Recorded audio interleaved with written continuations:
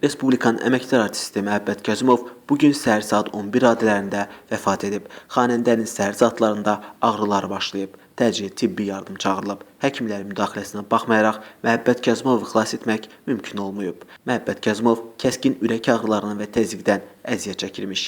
Müğənni epilepsiyadan vəfat edib. Bakı şəhər təcili və təxirə salınmaz tibbi yardım stansiyasından bildirilib ki, təcili yardım həkimləri evə çatanda, yəni saat 11:03-də artıq o keçinib. Müğənni təzyiq və şəkər xəstəliyindən də əziyyət çəkirmiş. Mərhum Məhəbbət Kazımovun fəxri xiyabanda dəfn olunmasına rəsmi qurumlar tərəfindən icazə verilməyib. Həmçinin onun Bakı şəhərindəki qəbristanlıqlarda torpağı tapşırılması üçün yer də ayrılmayıb. Ona görə də mərhumun sənətkarla vida mərasiminin keçirilməsi üçün Bakıdakı Mədəniyyət sarayları deyil, Xırdalan qəsəbəsindəki Mədəniyyət evi seçilib. Məlumata görə Respublikanın əməkdar artisti Məhəbbət Kazımovun nəşi yanvar 28-də Pirşağı qəbristanlığında torpağa tapşırılacaq. Qeyd edək ki, 1953-cü il iyul ayının 2-də Laçın rayonunun Çorman kəndində Məhəbbət Kazımov dünyaya gəlib. Kiçik yaşlarının istedadına görə digər bacı qardaşlarından seçilib. Musiqi təhsili alması üçün qohum əqrabanın təkidi ilə 74-cü ildə Bakı şəhərinə gəlib. Asif Zeynallı adına Musiqi Texnikumuna qəbul olub. İlk muğam dərslərini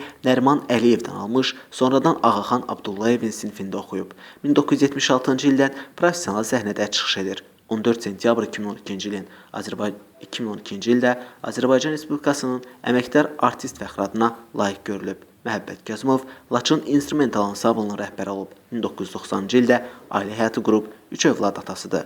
Eyni zamanda qeyd edək ki, Məhəbbət Kazımov sonuncu dəfə Vizyon TV-də yayımlanan Səmimi Söhbət verilişində çıxış edib. Mən sual vermirəm, sualıma cavab istəyirəm. Sualıma cavab. Bizim Azərbaycanımız, doğma Azərbaycanımız.